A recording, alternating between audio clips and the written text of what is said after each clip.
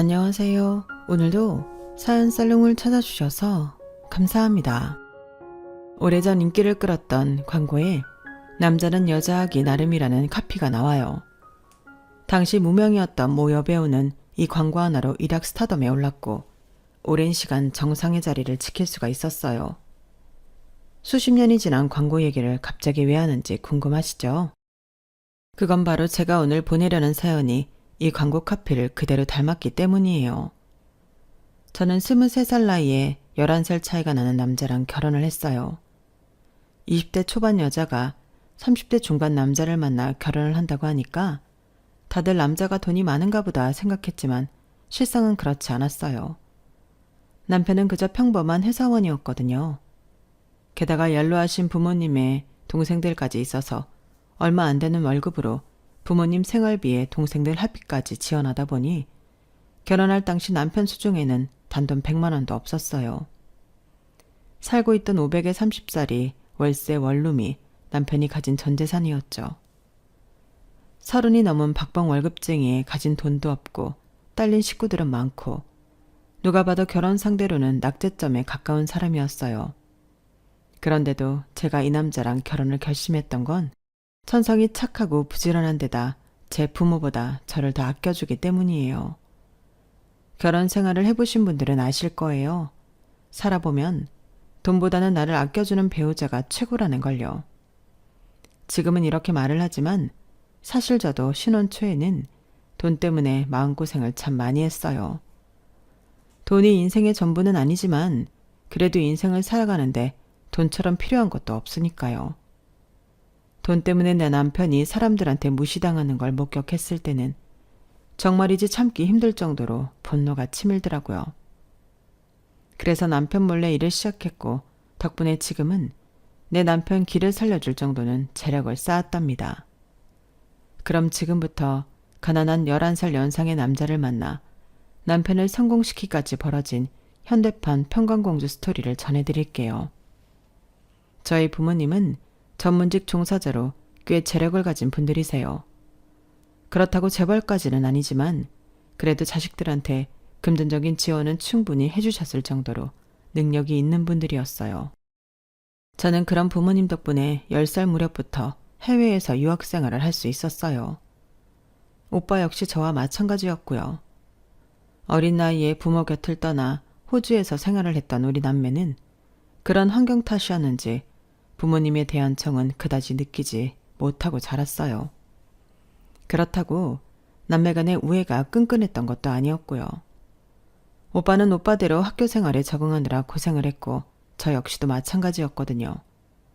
그래도 오빠는 나름 적응을 잘 해나갔지만 안타깝게도 저는 그러지 못했어요. 해외에 나가면 한국 사람 피하라는 말이 있잖아요. 물론 그게 꼭 맞는 말은 아니지만 저한테는 맞는 말이었어요. 학교에서 저를 괴롭힌 건 현지 아이들이 아니라 저와 같은 한국 유학생들이었거든요.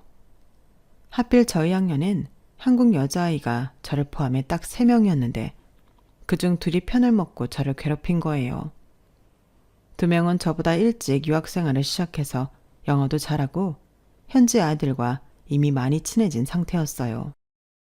그래서 저는 제가 영어를 잘 못해서 놀리는 건가 했는데 나중에 알고 보니 그게 아니었더라고요. 원인은 바로 제가 입고 다니는 옷과 가방 때문이었어요. 사실 저는 브랜드에 대해 잘 알지 못했기 때문에 엄마가 사주시는 옷과 가방을 쓰곤 했는데 그게 학생들이 들고 다니기에 가격대가 나가는 고가의 물건이었던가 봐요. 그게 부러웠던 2 친구는 부러운 마음을 감추려 오히려 저를 괴롭힌 거였죠. 제가 하지도 않은 말을 소문내고 제 앞에서 서로 귓속말을 하고 비웃고 심지어는 자기들이 마시던 음료수를 제게 던지기도 했어요. 정말 야근 건 사람들 앞에서 대놓고 그런 게 아니라 사람들 눈에 안 띄는 곳에서만 그런 짓을 했다는 거예요. 그러니 학교 선생님이나 다른 어른들이 보기에는 제가 오히려 2 아이한테 신경질적으로 굴고 말을 함부로 하는 것처럼 보였던 거죠. 정말 억울하고 답답했지만 옆에서 누구 하나 저를 도와주는 사람은 없었어요. 용기를 내서 오빠한테 말을 해보았지만 오빠도 자기 코가 석자인지라 저까지 도와줄 여력은 없었어요. 그러니 어쩌겠어요? 툭하면 한국에 있는 부모님께 전화해 저 좀 한국으로 데려가 달라고 울고불고 통사정을 할 밖에요. 그럴 때마다 엄마는 오히려 저를 나무라셨어요. 너는 누굴 닮아서 그렇게 의지박약이니? 네가 하겠다는 의지가 있어야 돈 들여가며 유학 보낸 보람이 있는 거야. 멍청하게 애들 앞에서 만만하게 보이니까 애들이 널 깔보는 거 아니냐고.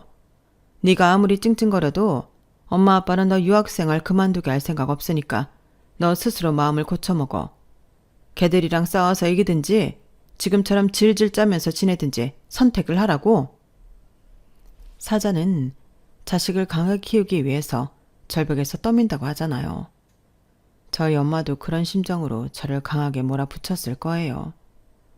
하지만 절벽에서 떨어진 사자가 모두 안전하게 땅에 착지하는 건 아니듯이 엄마의 교육 방식은 제게 맞지 않았어요. 저는 저를 괴롭히는 친구들과 맞서 싸우기보다는 숨어버리는 걸 택했거든요. 7년간의 유학생활 동안 저는 유령처럼 지내는 법을 터득했고 누구의 눈에도 띄지 않게 있는 듯 없는 듯 살아갔어요. 그러자 친구들의 괴롭힘도 조금씩 잦아들더라고요. 상대가 반응을 안 하니 자기들도 괴롭히는 재미가 없어진 거였죠. 호주에서 대학까지 들어간 저는 한 학기를 다니다가 한국으로 돌아왔어요. 부모님이 저를 불러들인 건 아니고 제가 아르바이트를 해서 돈을 모아 한국행 항공권을 사서 들어온 거였어요. 7년간의 유학생활 동안 부모님은 저랑 오빠는 한국에 들어오지 못하게 하셨는데 그래야 영어도 확실히 늘고 한국에 대한 그리움을 떨칠 수 있기 때문이라고 하셨어요. 하지만 부모님이 간과했던 게 있었어요. 애들은 부모가 하지 말라고 하면 더 하고 싶어진다는 걸 말이죠. 부모님의 동의 없이도 항공권을 구입할 수 있고 세계 어디든 갈 수 있는 나이가 되자 저는 돈부터 모았어요. 그렇게 번 돈으로 부모님 몰래 한국에 들어온 저는 그 사이 너무도 변해버린 한국 사정이 얼떨떨하기만 하더라고요. 일단 가진 돈으로 숙소를 구해야 했는데 한국 집값이 후덜덜 하더라고요. 항공권을 사고 남은 돈으로 몇 달은 버틸 수 있을 거라고 생각했는데 한 달도 못 버티겠더라고요. 늘 별 생각 없이 부모님 돈을 쓰고 살았던지라 경제관념이 없기도 해서 초반에 호텔비와 식비로 너무 많은 돈을 써버린 탓이었어요. 그렇다고 이대로 부모님 집으로 들어가고 싶진 않았어요. 그랬다간 욕만 엄청 먹고 다시 호주로 보내질 게 뻔했으니까요. 그런데 그때 제 눈에 아르바이트 공고가 들어온 거예요. 숙식 제공에 월 500만 원을 준다는 거예요. 거기다 학벌도 필요 없고 경력이 없어도 된다니 저한테는 이보다 좋을 수 없었죠. 그래서 바로 전화를 걸었어요. 그랬더니 전화상으로 설명하기는 그렇고 직접 만나서 자세히 설명해 준다고 하더라고요. 그래서 약속 장소인 커피 전문점으로 갔는데 젊은 남자가 나와 있더라고요. 남자는 저를 보자마자 외모부터 살피는 것 같았어요. 그런데 그 눈빛이 뭐랄까 좀 더럽게 느껴졌어요. 그리고는 제 외모가 마음에 들었는지 바로 일을 시작하자고 그러는 거예요. 제가 어떤 사람인지 어떤 능력을 가졌는지는 중요하지 않은 것처럼 보이더라고요. 그게 내심 마음에 걸렸는데 그때 마침 남자의 핸드폰이 울렸고 남자는 잠깐 통화를 하고 오겠다며 밖으로 나갔어요. 그런데 옆 테이블에 앉아있던 아저씨가 다가오더니 제게 그러는 거예요. 저기요, 저 사람 오기 전에 나랑 나가요. 내가 도와줄게요. 네? 그게 무슨 소리예요? 왜 내가 그쪽이랑 나가야 되는데요? 길게 말할 시간 없어요. 저 사람 아무래도 그쪽한테 안 좋은 일을 시키려고 그러는 것 같으니까 나랑 나가자고요. 그러더니 갑자기 제 손목을 잡고는 가게 주인한테 말해 뒷문으로 저를 데리고 나왔어요. 한참을 제 손목을 잡고 어디론가 걸어가던 아저씨는 제 손목을 놓더니 그러더군요. 대학생이에요? 네. 아니, 대학생이나 되는 사람이 사기꾼을 구분 못해요? 저런 사람 말만 믿고 따라갔다간 돈을 벌기는커녕 몸 버리고 신용불량자 되기 십상이라고요. 그걸 아저씨가 어떻게 알아요? 그야 그쪽 오기 전에 전화통화하는 거 들었으니까 알죠. 이런 식으로 젊은 여자들 끌어들여서 직업 사기 치는 놈 같더라고요. 그쪽 진짜 큰일 날 뻔했어요. 일단 부모님께 연락해서 신고부터 하세요. 제가 머뭇거리자 아저씨는 의심스러운 눈빛으로 저를 보더니 그러더군요. 대학생이라더니 혹시 집 나온 고등학생이에요? 그런 거 아니라고 아무리 말해도 아저씨는 의심을 거두지 않았어요. 그래서 제가 여권을 보여주자 더더욱 이상한 눈으로 저를 보더군요. 왜요? 제 나이 보셨잖아요. 고등학생 아니라고요. 아니, 그건 알겠는데 보통 이럴 땐 신분증을 보이지 여권을 보이진 않거든요. 어찌나 의심이 많은지 솔직하게 말하지 않으면 계속 붙잡혀 있게 될 것 같아서 할 수 없이 제 사정을 다 털어놓았어요. 가족들한테도 하지 않은 얘기를 난생 처음 보는 아저씨 앞에서 하고 나니 기분이 참 묘하더라고요. 그런데 제 얘기를 다 들은 아저씨가 저를 멀뚱멀뚱하게 바라보다가 그러는 거예요. 내가 그리 오래 산 사람은 아니지만 그래도 학생보다 살아온 날이 많으니까 한마디 할게요. 사람이 말이에요. 힘든 일이 있을 때 피하기만 하면 안 되는 거예요. 당장은 눈앞에서 문제가 사라진 것 같겠지만 사실은 그 순간에도 문제는 눈덩이처럼 커지기 마련이거든요. 학생이 말도 없이 한국에 들어와서 이러고 다니는 사이에 그쪽 부모님은 얼마나 애가 타기시겠어요. 어쩌면 경찰에 실종신고를 냈을지도 몰라요. 한국에서나 그러면 다행이게요. 호주 경찰까지 나서게 되면 이거 일이 정말 커지는 거라고요. 그런데도 집에 연락 않고 이러고 다닐 거예요? 아저씨 말이 하나도 틀린 게 없었기 때문에 저는 아무 말도 할 수가 없었어요. 한국에 돌아온 이후 내내 제 자신을 누르던 무거운 돌의 정체가 바로 아저씨가 말한 현 상황이었으니까요. 그러지 말고 부모님께 연락해요. 죽이 되든 밥이 되든 맞서서 해볼 건 해보고 그래도 안 되면 그땐 아저씨는 뒷말을 잇지 못하고 말을 더듬었어요. 그 모습을 보니 순간 귀여워 보이지 뭐예요. 그래서 장난을 좀 쳤죠. 그때 뭘 어쩔 건데요? 아저씨가 뭐 어떻게 해줄 거예요? 그러자 아저씨는 낮은 한숨을 쉬더니 그러더라고요. 그땐 내가 도와줄게요. 순간 그 말에 심장이 철렁 내려앉는 기분이 들었어요. 지금까지 부모님을 비롯해 오빠나 주변 사람 누구도 나를 도와주겠다고 나선 사람이 없었는데 처음 본 아저씨가 선뜻 도와주겠다고 하니까 기분이 이상하더라고요. 그동안 싸늘하게 식어있던 가슴이 왠지 따뜻하게 온기가 번지는 기분이었어요. 그러자 나도 모르게 눈에 눈물이 고이기 시작하더라고요. 순식간에 눈에 눈물이 그렁그렁하게 고이자 저보다 아저씨가 더 놀라는 눈치였어요. 아저씨는 겁을 줄 생각은 없었다면서 사과까지 하더군요. 결국 저는 그날 난생 처음 본 아저씨 옆에서 어걱거리며 대성통곡을 했어요. 지나가는 사람들이 저와 아저씨를 이상한 눈으로 쳐다보는데도 아랑곳 않고 말이죠. 그런데도 아저씨는 제 곁을 떠나지 않고 사람들의 싸늘한 눈초리를 온몸으로 받고 있었어요. 한참 울고 난 저는 아저씨한테 고맙다고 말하고는 전화번호를 물었어요. 왜 그랬는지 모르겠지만 이상하게 이 아저씨를 놓치면 안 되겠다는 생각이 들었던 것 같아요. 그렇게 아저씨와 헤어지고 호텔로 돌아온 저는 짐을 싸들고 부모님 집으로 갔어요. 부모님은 한창 일하실 시간이라 집에는 일하는 도우미뿐 혼자 계시더라고요. 제가 이 집 딸이라고 말하자 엄마한테 확인차 전화를 하셨는데 그 바람에 엄마는 일을 하다 말고 집으로 달려오셨고 그날 저는 비 오는 날 먼지가 나도록 엄마한테 엄청 맞았어요. 그런데 웃기는 게 뭔지 아세요? 제가 집에 도착하기 전까지 부모님은 제가 호주에서 한국으로 돌아온 사실조차 몰랐다는 거예요. 함께 살고 있던 오빠가 집에 말을 안 했더라고요. 오빠 말로는 제가 여행을 간 줄 알았다나요? 말도 안 되는 변명에 어이가 없었지만 이번 일로 한 가지는 확실히 알 수 있었어요. 피가 섞인 식구들보다 오히려 낮에 만났던 그 아저씨가 나를 더 생각해줬다는 걸 말이죠. 부모님께서는 당장 호주로 돌아가라고 하셨지만 이미 학교에 자퇴서를 내고 왔다는 말에 망연자실하셨어요. 물론 거짓말이었지만 부모님께서는 그 사실을 알지 못하셨기 때문에 저의 호주행을 포기하게 되었지만요. 엄마는 당장 수능 준비를 하라고 다그치셨고 아빠는 되려 엄마한테 화를 내셨어요. 애들 관리를 어떻게 했길래 부모한테 말도 없이 이런 일을 벌이냐고 말이죠. 뭐? 아니, 애는 나 혼자 낳았어? 왜 내 책임으로 돌려? 그러는 당신은 평소에 애들한테 관심이나 있었어? 얘들 학교 선장부터 현지 집까지 죄다 내가 가서 구해주는 동안 당신은 뭘 했냐고. 당신만 바쁜 거 아니야. 나도 눈코 뜰 새 없이 바쁘다고. 그렇게 시작된 말다툼은 급기야 큰 싸움으로 번졌고, 제가 방에 들어간 이후에도 집안 살림을 집어 던지며 한참을 싸우셨어요.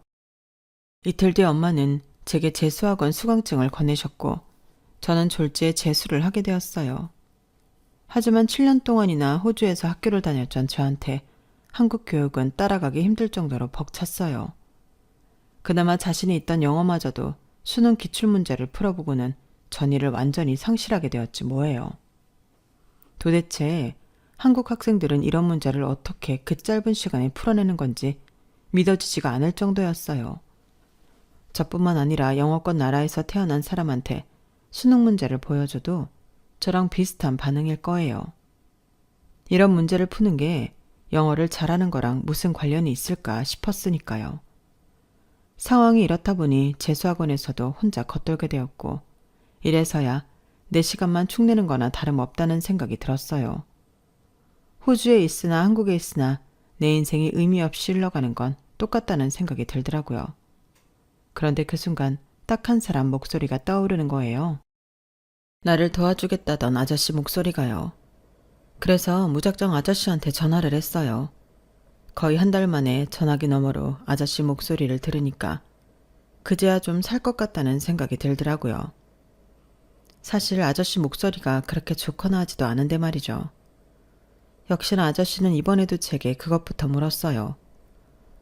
안 그래도 걱정하고 있었는데 집에 잘 들어갔다니 다행이네요. 부모님한테 많이 혼났죠. 실은 내가 연락을 해볼까 했었는데 괜히 연락했다가 그쪽이 곤란해지지 않을까 해서 참았어요. 그래도 이렇게 목소리 들으니까 마음이 좀 놓이네요. 잘 지내고 있는 거죠? 잘 지내냐는 그 말에 왠지 가슴이 먹먹해지더라고요. 그래서 아니요, 잘 못 지내고 있어요. 아저씨, 저 술 좀 사주실래요? 한국엔 친구가 없어서 같이 술 마실 사람이 없어요. 그 말에 아저씨는 잠시 머뭇거리더니 퇴근 후에 보자며 만날 시간과 장소를 알려주었어요. 그렇게 시작된 아저씨와의 만남은 이후에도 이어졌고, 만나는 횟수가 쌓여갈수록 저는 아저씨한테 호감을 느끼게 되었어요. 평소 부모님은 제 고민에는 관심도 없었는데 아저씨는 그러지 않았거든요. 제가 하는 말 한마디 한마디를 정성스럽게 들어주고 진지하게 같이 고민도 해주었어요. 그리고는 같이 해결책도 함께 찾아주었고요. 대학 졸업장 없이 살아가려면 제가 뭘 잘하는지 그것부터 찾아야 했어요. 노트에 내가 잘하는 것과 하고 싶은 것들을 나열하고 두 가지를 다 만족하는 걸 골라냈죠. 그렇게 골라서 완성된 직업은 다름 아닌 인터넷 쇼핑몰이었어요. 호주에 살 때 친구가 없었던 저는 몇 시간이고 쇼핑몰을 돌며 아이 쇼핑을 하곤 했었는데, 그러는 사이 나도 모르게 패션에 대해 관심을 갖게 되었고, 쇼윈도나 매장 앞 마네킹이 디스플레이된 옷들을 보면서 패션 센스도 조금씩 익혀나갔어요. 그러다 패션 잡지를 사서 보게 되고 매장에 가서 잡지에서 보았던 옷들을 입어보고 하는 동안 어떤 옷이 입었을 때 맵시가 나고 어떤 옷이 믹스매치가 잘 되는지 등도 파악할 수 있었죠. 하지만 학창시절 따돌림을 당하면서 사람에 대한 두려움이 생긴 탓에 매장에서 손님과 대화를 하거나 호객행위를 하는 건 불가능하다는 생각이 들었어요. 그래서 그 대안으로 생각해낸 게 바로 인터넷 쇼핑몰이었던 거예요. 하지만 매장에서 장사를 하든 인터넷 몰에서 장사를 하든 초기 자본이 있어야 하잖아요. 그래서 그 돈을 마련하기 위해 영어 학원에서 아르바이트를 했어요. 대학 졸업장은 없었지만 영어를 사용하는 데는 문제가 없었고, 보조 강사라서 학생들 앞에 설 일도 없어서 그리 어렵지는 않더라고요. 거기다 파트타임으로 패스트푸드점에서도 일을 했어요. 그렇게 투잡, 쓰리잡을 뛰면서 차곡차곡 모은 돈으로 드디어 창업을 위한 자금을 마련할 수 있었는데, 문제는 바로 수능 시험이었어요. 부모님께는 수능 시험을 본 것처럼 거짓말을 해왔는데 하필 그 무렵 수능 성적이 나왔던 거예요. 저야 시험을 안 봤으니 당연히 받아올 점수도 없었죠. 지우야, 수능 성적표 나왔지? 몇 점이나 나왔어? 돈 모으는데 빠져있느라 수능에는 신경도 못 쓰고 있던 저는 깜짝 놀랄 수밖에 없었어요. 얘 좀 봐? 점수 잘 안 나왔어? 그런 거야? 엄마, 그게 아니라 실은 나 수능 안 봤어. 엄마, 사실은 내가 정말 하고 싶은 게 있어서. 저는 이제라도 엄마한테 이실직고를 하려고 말을 꺼냈지만 엄마는 제 말을 듣기도 전에 잘라버렸어요. 뭐? 수능을 안 봐? 그럼 지금까지 뭐 했어? 학원 간다고 아침마다 나갔으면서 이제껏 어디서 뭘 하고 다닌 거냐고. 아, 사람 미치겠네. 너 도대체 왜 이래? 어릴 땐 말도 잘 듣더니 왜 다 커서 엄마를 이렇게 실망시키냐고. 너 이제 어떻게 할 거야? 이제 어쩔 거냐고. 엄마가 소리를 지르는 바람에 아빠도 제 방으로 찾아오셨고 결국 저는 부모님 앞에서 모든 걸 다 털어놓게 되었어요. 솔직하게 제가 하고 싶은 일이 있다고 말씀을 드리고 더는 저한테 대학에 들어가길 강요하지 말아달라고 부탁도 드렸어요. 하지만 제 말은 씨도 안 먹히더라고요. 아빠는 벌개진 얼굴로 엄마한테 소리쳤어요. 당신 당장 얘 선자리부터 알아봐. 혼처 정해질 때까지 앞으로 집 밖에 절대 못 나가게 하라고. 어떻게 우리 집안에서 저런 머저리 같은 게 나온 건지. 아, 그래? 얘가 당신 머리 닮은 모양이네. 그래서 애가 이 모양인 거야. 어머머, 얘가 왜 내 머리를 닮아? 날 닮았으면 공부를 그따위로 했겠어? 당신이 깜빡한 모양인데 대학은 당신이 나온 학교가 더 좋은지 몰라도 난 엄연히 국가고시 패스해서 변호사 배지까지 단 사람이야. 야, 국가고시는 너만 봤냐? 나도 국가고시 패스하고 의사 됐어. 법대 공부하고 의대 공부하고 비교나 되는 줄 알아? 의대 공부하다가 힘들어서 못하겠다고 나간 놈들이 사법고시 봐서 판검사 되고 변호사 되는 거 내가 수두룩하게 봤다고. 어디서 까불어? 제 진로 문제로 다투시던 부모님은 중국에 가서는 서로 잘났다고 싸움을 하셨고 그러는 사이 저는 집을 나왔어요. 하지만 딱히 갈 곳이 없어서 결국엔 아저씨한테 전화를 걸게 되었죠. 그날 밤 저는 아저씨 원룸에서 하룻밤 신세를 졌어요. 비록 나이 차이가 많이 나기는 해도 엄연히 남녀가 한 방에서 잠을 자는 거라서 아저씨는 엄청 긴장한 것 같더라고요. 오히려 저는 아무렇지도 않았는데 말이죠. 제가 아저씨 침대에서 자는 바람에 아저씨는 바닥에서 쪽잠을 잤는데 제가 눈을 떠보니 언제 일어났는지 집에는 저 혼자뿐이더라고요. 탁자 위에 놓인 쪽지를 보니 아저씨는 일찍 출근을 하신 모양이었어요. 괜히 나 때문에 잠도 제대로 못 자고 출근을 한 게 마음에 걸리더라고요. 그런데 그날 밤 회사에서 돌아온 아저씨가 그러는 거예요. 친구 녀석이 목공소를 하는데 거기 창고가 빈다나 봐. 공간도 협소하고 별다른 시설이 없어서 세를 주기는 그렇고 그냥 쓰라고 그러네. 아무리 인터넷으로 물건을 판다지만 그래도 물건 쌓아둘 사무실은 필요할 거 아니야. 사무실 구할 돈으로 차라리 너 지낼 원룸이라도 구하고 사무실은 내 친구네 창고 써. 그러면 지낼 곳도 해결되고 낫지 않겠어? 네가 여기 있는 게 싫어서 그런 게 아니라 아무리 그래도 성인 남녀가 한 방에서 지내는 건 좀 그렇잖니. 너희 부모님이 아시면 얼마나 걱정하시겠어. 내가 내일 반차 낼 테니까 창고에 같이 가보자. 이번에도 아저씨는 어떻게든 제가 꿈을 이루도록 나름대로 자기 서포트를 해주었어요. 창고에 가보니 좁기는 해도 교통도 편하고 물건을 쌓아두는 데는 문제가 없겠더라고요. 하지만 선뜻 원룸을 구하기는 좀 그랬어요. 창업을 해도 바로 수입이 생기는 게 아닐 테니까 최대한 비상금을 챙겨두고 싶었거든요. 그래서 원룸 대신 창고 근처 고시텔을 구해서 들어갔어요. 어차피 잠만 잘 용도라서 저한테는 오히려 낫더라고요. 혼자 살면 치안도 걱정되고 또 보증금에 월세, 공과금까지 따박따박 들어가야 해서 그 돈이 너무 아까웠는데 잘 됐다 싶더라고요. 그렇게 준비를 해두고는 부모님이 안 계시는 낮 시간을 이용해 집에서 제 짐을 빼왔어요. 짐이라고 해봐야 노트북과 옷가지 몇 개뿐이었지만요. 그렇게 창고에서 시작한 인터넷 쇼핑몰 사업은 예상대로 처음부터 수익이 나진 않았어요. 그래도 한동안 전에 나가던 영어학원에서 일을 병행해야 했죠. 수익 없이 시간만 흐르자 속에서는 미친년이 널뛰기 하듯 하루에도 수십 번씩 장사를 엎어말어 고민을 했지만 아저씨 앞에서는 그런 내색을 하지 않았어요. 제가 초조해하는 모습을 보이면 아저씨가 더 걱정할 것 같았거든요. 아, 어떡하냐? 이렇게 주문량이 적어서야. 아저씨, 걱정하지 마. 난 스티브 잡스처럼 보란듯이 성공할 거니까. 스티브 잡스도 처음엔 나처럼 요만한 차고에서 시작했대. 그런데 지금은 온 세상 사람들이 다 아는 브랜드로 키웠잖아. 뭐든 처음 시작할 땐 시련이 따르는 거야. 그래야 성공했을 때 쾌감이 더 크지. 나는 아무렇지도 않은데 왜 아저씨가 더 걱정을 해? 아무 걱정하지 마. 난 아직 젊잖아. 이번에 망하면 돈 더 벌어서 다음에 성공해도 되니까. 말은 그렇게 했지만 사실 저도 똥줄이 타는 건 마찬가지였어요. 거기다 엄마는 수시로 전화해서는 선짜리 잡혔으니 집으로 들어오라고 난리를 치셔서 제 속이 아니었어요. 그렇게 3개월쯤 지났을까요?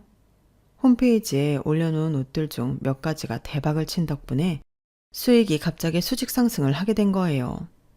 알고 보니 드라마에서 어떤 여배우가 저희 제품과 비슷한 옷을 입고 나온 모양인데 그 덕분에 저희 상품이 덩달아 판매수가 늘게 된 거더라고요.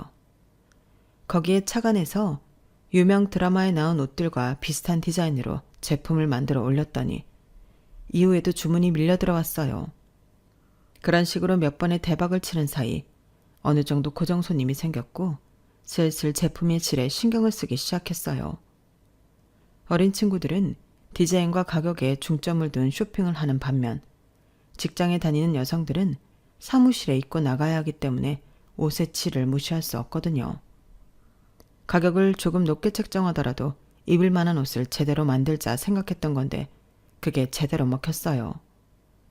속에 받쳐 입을 속티나 레깅스는 저렴한 제품도 판매하지만 적어도 슬랙스랑 스커트, 블라우스나 자켓류는 브랜드 제품만큼의 퀄리티를 뽑으려고 했고 어느 옷과도 믹스매치가 되도록 신경을 썼더니 바로 반응이 오더라고요. 주문이 나달이 늘어서 학원 일도 그만두고 창고에서 나와 평수가 꽤 되는 오피스텔로 옮겼어요. 가방과 구두, 그 밖에 액세서리 제품까지 추가하면서부터는 아르바이트생도 고용하기 시작했고요. 그렇게 3년 가까이 지나는 동안 쇼핑몰은 완전히 자리를 잡았고 대기업 간부급 연봉의 2배 정도는 벌게 되었어요. 그렇게 수입이 안정이 되고 나니까 슬슬 결혼 생각을 하게 되더라고요. 제 나이를 생각하면 아직 급할 일은 아니었지만 아무래도 아저씨 때문에 마음이 조급해졌거든요. 우리는 쇼핑몰을 시작하고 1년쯤 지나서부터 교제를 시작했는데 왠지 아저씨는 언제고 저를 놔주겠다는 생각을 가지고 저를 만나는 것 같았어요. 나이 차이가 있다 보니 자신이 제 발목을 잡지 말아야겠다고 결심한 건지 연인 사이라면 흔히 하는 스킨십도 꺼려하는 눈치였어요. 그래서 하루 나를 잡아 솔직하게 말을 했어요. 자기, 나랑 사귀는 거 맞아? 가만 보면 나만 좋아 죽는 것 같아. 혹시나 해서 하는 말인데 내가 딴 남자 생기면 놔줄 거야? 혹시나 하는 마음에서 해본 말이었는데 글쎄 아저씨가 그 말에 고민을 하지 뭐해요. 그러더니 내가 봐서 정말 괜찮은 사람이면 놔줘야지. 뭐? 아 진짜 어이없네. 무슨 남자가 이렇게 용기가 없어? 잘 들어. 난 자기한테 아무리 멋진 여자가 생겨도 절대 안 놔줄 거야. 내가 바지가랑이 꽉 붙들고 끝까지 내 옆에 붙잡아 둘 거라고. 그러니까 나한테서 도망칠 생각일랑 꿈에도 하지 마. 그리고 나 자기랑 올해 가을에 결혼할 거야. 안 된다는 말은 사양이야. 11살이나 어린 여자 2년이나 데리고 놀았으면 책임질 생각을 해야지. 어디서 딴 놈한테 보낼 생각을 해? 괘씸해서라도 난 결혼해야겠으니까 그렇게 알아. 제 말에 아저씨는 벙찐 표정이 되었지만 그래도 싫다는 말은 안 하더라고요. 그렇게 우리는 제멋대로 결혼 날짜까지 정했고 양가 부모님께는 결혼 허락이 아닌 통보를 했어요. 청첩장까지 다 찍어서 말이죠. 그 바람에 엄마는 뒷목을 잡으셨고 아빠는 평소처럼 엄마 탓을 하셨어요. 아빠, 언제까지 엄마 탓을 할 거야? 나 엄마 혼자 만든 자식이야? 아니잖아. 가장이 됐으면 가족을 책임질 생각을 해야지. 왜 매번 힘들고 불편한 일은 엄마한테 미루고 쏙 빠지려 그래? 내가 남편감을 고를 때 가장 중점을 두고 생각한 게 뭔지 알아? 아빠랑 완전히 반대인 남자. 그게 내 조건이었어. 나는 아빠 같은 남자 만나서 엄마처럼 살기 싫었거든. 어릴 땐 내 인생을 자기 마음대로 조종하는 엄마가 미웠는데 이제 와 생각해보니까 엄마가 제일 불쌍한 것 같아. 아빠 같은 남자 만나서 모든 일을 다 떠안고 살았으니까. 내 결혼이 마음에 안 들면 결혼식장에 안 와도 돼. 대신 나는 그날로 아빠 딸 그만할 거야. 제 말에 아빠는 아무 말도 못하고 눈만 껌뻑거렸고 엄마는 내심 통쾌해하는 표정이었어요. 결국 제 결혼식에 부모님은 물론 오빠도 참석을 하기는 했어요. 남들 시선을 중요하게 생각하는 분들인지라 그날만큼은 세상에서 가장 인자한 부모님의 모습을 하고 있었죠. 결혼식 전날까지도 절대로 참석하지 않겠다고 호언장담을 하시던 분들이 말이에요. 반면에 저희 시댁에서는 저를 엄청 반겨주셨어요. 남편 막내 동생보다도 7살이나 어린 저를 잡으면 터질까 불면 날아갈까 애지중지하시더라고요. 비록 경제적으로는 저희 집에 비해 많이 기우는 시댁이었지만 그래도 가족들이 모이면 그렇게 화기애애할 수가 없었어요. 제 친정과는 완전 반대의 분위기였거든요. 한 번도 가족들 품에서 따뜻함을 느끼지 못했던 저는 시댁에서 가족애를 느낄 수 있었어요. 사랑도 많이 받고 때로는 위로도 많이 받았어요. 15년 넘게 결혼 생활을 해오면서 시댁 식구들을 내 진짜 가족이라고 여기며 살았으니까요. 그래서 금전적으로도 물심양면 도왔고 시댁에 일이 생기면 내일처럼 달려가곤 했죠. 어쩌면 이렇게 할 수 있었던 건 모두 남편 때문이 아니었을까 생각해요. 시댁 식구들이 아무리 잘해줘도 남편이 미우면 좋은 마음이 생기겠어요? 내 남편이 이쁘니까 시댁 식구들도 좋게 보이는 거죠. 그런데 얼마 전부터 남편이 평소와 달리 불안한 모습을 보이지 뭐예요. 제가 남편을 부르면 깜짝깜짝 놀라게 일쓰고 밤에 자다가 말고 침실을 나가 한참 지나서야 돌아오곤 하는 거예요. 불안한 마음에 저희 회사 기혼 여직원들한테 물었더니 다들 한결같이 남편이 바람났을 때 그런 태도를 보인다고 그러더라고요. 말로는 우리 남편은 절대 바람 피울 사람이 아니라고 했지만 그러면서도 한편으로는 의심이 가기는 했어요. 아무리 마음에 들어서 산 옷도 한 차례 입고 나면 질리는데 한 여자랑 15년 넘게 살았는데 왜 안 질릴까 싶더라고요. 그래서 하루는 남편 출근길을 따라갔어요. 출퇴근 시간이 칼 같은 남편이 여자를 만난다면 그건 회사 안에서 만날 거라는 합리적인 의심이 들었거든요. 그렇게 남편의 뒤를 밟아 남편의 회사 로비까지 갔는데 거기서 억장이 무너지는 일을 목격한 거예요. 남편이 엘리베이터 앞에 막 섰는데 먼저 와서 서 있던 중년 남자가 제 남편을 보고는 혀를 차지 뭐예요. 거참 사람이 말귀를 못 알아먹네. 이 부장 이런다고 뭐가 달라지나? 출근하지 말라는데 왜 기어 나와서 아침부터 사람 기분 잡치게 해? 내가 어제 그렇게 말했는데 내라는 사표는 안 내고 왜 출근을 하냐고. 제발 나가랄 때 조용히 꺼지세요. 사람이 말이야 능력이 없으면 눈치는 있어야 할 거 아니야. 전무님 죄송하지만 저는 희망퇴직 못 받아드리겠습니다. 20년 넘게 회사 생활하면서 저 정말 열심히 일했습니다. 아시다시피 성과도 꽤 올렸고요. 그런데 왜 제가 회사를 떠나야 합니까? 혹시 지난번 회식 때 있었던 일 때문이라면 더더욱 이번 조치는 받아들일 수 없습니다. 이 자식이 사람을 어떻게 보고 너 그 입 안 다물면 앞으로 이 바닥에 발 못 붙이게 할 줄 알아. 적당히 희망퇴직선에서 끝내는 걸 다행으로 알아. 광고판에서 나한테 찢겨 타는 소문 돌면 너 다시는 이쪽 밥 못 얻어먹고 살게 될 테니까. 중년 남자는 사람들 앞에서 제 남편 멱살까지 잡고는 바닥에 내던졌어요. 그걸 보니 피가 거꾸로 솟는 것 같아서 저도 참을 수가 없더라고요. 그래서 앞뒤 생각 않고 소리를 질렀어요. 지금 뭐 하는 거예요? 순간 남편을 비롯해 로비에서 엘리베이터를 기다리던 직원들이 일제히 제 쪽으로 시선을 돌렸어요. 거기엔 방금 전 제 남편을 패대기 친 중년 남자도 있었어요. 중년 남자는 인상을 쓰며 저를 째려보았는데 제가 바로 누군지 알아봤는지 인상을 확 펴고는 꼬랑지를 흔들며 달려왔어요. 달려오는 모습을 보니 그제야 이 남자의 정체를 알겠더라고요. 이 회사 전무였어요. 제가 남편 모르게 저희 회사는 물론 아빠 병원 홍보란 엄마 로펌 홍보까지 죄다 남편 회사에 맡기고 있어서 간부급 직원들한테 몇 번 대접을 받은 적이 있는데 그때 그 자리에 나왔던 게 기억이 났어요. 윗사람들 앞에서는 개처럼 발발 끼고 아랫사람들한테는 한없이 잔혹한 인간이라는 걸 그때 봐서 알고 있었는데 이 인간이 내 남편한테 이딴 짓을 하다니 도저히 참고 넘어갈 수 없겠더라고요. 아유, 김 대표님, 여긴 어쩐 일이십니까? 김 원장님은 안녕하시죠? 안녕이요? 지금 남의 남편한테 폭력을 행사하고도 그딴 소리가 나옵니까? 여보, 안 다쳤어? 도대체 무슨 일이야? 당신이 왜 저런 인간한테 당하는 건데? 일단 아빠 병원에 가서 진단서부터 끊자. 그리고는 엄마 로펌에 가서 직장 내 폭력으로 소송부터 걸자고. 나도 아까워서 손도 안 대는 금쪽 같은 내 남편한테 감히 손찌검을 해? 내가 저 인간 절대 가만히 안 둬.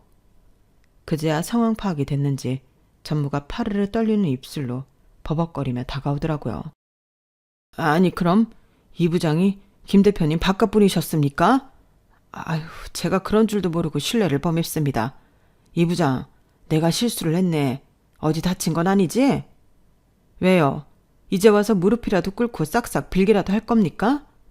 아무리 손바닥만한 회사라지만 그래도 전통이 있는 회사인 줄 알았는데 오늘 보니 완전 개판이네요. 어떻게 전무라는 사람이 사람들 앞에서 자기 직원한테 이렇게 폭력을 휘두를 수 있습니까? 요즘 세상에 이러고도 무사히 넘어갈 수 있을 거라고 생각해요? 여보, 이딴 회사 당장 그만둬도 돼. 당신처럼 회사를 위해 밤낮 없이 죽어라 일해온 직원을 하루아침에 내모는 회사라면 더 충성할 이유 없어. 차라리 내가 회사 차려줄 테니까 당장 때려치우라고. 그리고 당신 단단히 각오해야 할 거야. 오늘 사람들 앞에서 내 남편한테 망신 준 거 그거 배로 톡톡히 받아낼 테니까. 아, 그보다 먼저 돈줄부터 끊어야겠네. 그동안 나랑 거래했던 일들 오늘부로 다 끊을 테니까 그런 줄 알아요. 내 회사 일은 물론 우리 아빠 병원, 우리 엄마 로펌, 거기다 내 부모님이 연결해준 병원들이랑 회사들까지 순차적으로 다 끊을 테니까 어디 한번 잘 살아보시라고요. 그 길로 저는 남편을 데리고 집으로 돌아왔어요. 솔직히 남편이 다니는 회사가 규모가 있는 회사는 아니었어요. 그래도 제 회사는 물론 부모님까지 동원해 일감을 몰아줬던 건 다 내 남편 때문이었는데 이런 꼴을 당하고 보니 더 이상 거기에 힘을 실어줄 필요가 없는 거잖아요. 제 남편을 때린 전무는 회사 대표의 동생으로 평소에도 자기 마음에 안 드는 직원들한테 폭력과 폭언을 일삼던 인간이라고 하더라고요. 제 남편이 전무한테 찍힌 건 회식 자리에서 전무의 폭언에 시달리는 여직원을 도와준 것 때문이라고 했어요. 그런 걸로 20년 넘게 근속해온 직원을 하루아침에 해고시키는 인간이나 그런 불합리한 처사를 그대로 진행하는 회사나 도저히 용서가 안 됐어요. 그래서 엄마 로펌에 연락해 바로 소송을 진행하게 되었죠. 거기다 앞서 말한 대로 광고도 죄다 끊어버렸고요. 그랬더니 회사 대표가 직접 집으로 찾아와 싹싹 빌더군요. 전무로 있던 자기 동생도 회사에서 내보냈으니 그만 화를 풀고 자기 좀 도와달라고요. 싫어요. 만약 제 남편한테 힘있는 처가가 없었더라면 그런 더러운 꼴을 당하고도 억울하게 회사에서 잘렸을 거 아니에요. 지금까지 제 남편처럼 억울하게 그만둔 직원이 없을 거라는 보장도 없고요. 그래서 선처하기 싫어요. 그러니까 함부로 용서를 구걸하지 마시고 가서 회사 직원들이나 챙기세요. 오너 리스크로 지금쯤 꽤나 술렁이고 있을 테니까요. 저는 할 말을 다 하고는 대표를 내보냈어요. 그 일이 있고 몇 달이 지난 지금까지도 소송은 이어지고 있지만 엄마 말이 걱정 안 해도 될 거라고 그러시더라고요. 많은 사람들이 전무가 제 남편한테 폭력을 행사하는 걸 직접 목격한 데다 퇴사자 중에 비슷한 일을 당한 사람들이 증언까지 하기로 했기 때문이었죠. 소송과는 별개로 남편은 현재 창업을 준비 중에 있어요. 아빠가 이참에 남편한테 직접 광고회사를 차려보라고 하셨거든요. 창업에 필요한 비용은 아빠가 투자해 주시겠다고요. 사실 아빠가 이렇게까지 일을 도와주시는 데는 이유가 있어요. 가족끼리 대화도 없고 서로 얼굴만 마주쳐도 우르렁대던 우리 가족을 지금처럼 가깝게 만든 사람이 제 남편이거든요. 결혼 후 남편은 아내와 자식들한테 외면당하던 아빠를 찾아가 낚시도 같이 다니고 술친구도 해주면서 가족들과 어울릴 수 있게 다리를 놔주었어요. 게다가 세상 쌀쌀맞은 저희 엄마가 우리 사위, 우리 사이를 달고 살 정도로 살갑고 믿음직한 사위 노릇을 해왔고요. 그뿐인가요? 이기적인 저희 오빠까지 어떻게 구워 삶았는지 지금은 오빠도 저랑 통화도 자주 하고 가족끼리 여행도 다닐 정도라니까요. 이러니 장인장모 사랑을 독차지하는 건 당연한 일이죠. 오래전 광고에서는 남자는 여자하기 나름이라고 했지만 저희 경우는 그 반대예요. 모든 건 남자하기 나름인 셈이니까요. 사람의 마음을 다치게 하는 건 사람이지만 사람의 마음을 치유하는 건 역시 사람이라는 걸 저는 제 남편을 만나고 알게 됐어요. 그래서 저는 제 남편처럼 따뜻한 마음을 가진 사람들이 많아졌으면 좋겠어요. 그러면 세상이 지금보다 조금은 따뜻하게 느껴질 것 같거든요. 지금까지 제 사연을 들어주셔서 감사합니다. 따뜻한 분들이 여러분의 곁에도 있기를, 그래서 서로를 알아보길 바랍니다. 행복하세요. 여러분, 사연 댓글에 응원과 현명한 조언 부탁드려요. 좋아요와 구독은 저에게 큰 힘이 됩니다. 오늘도 좋은 일 가득하세요.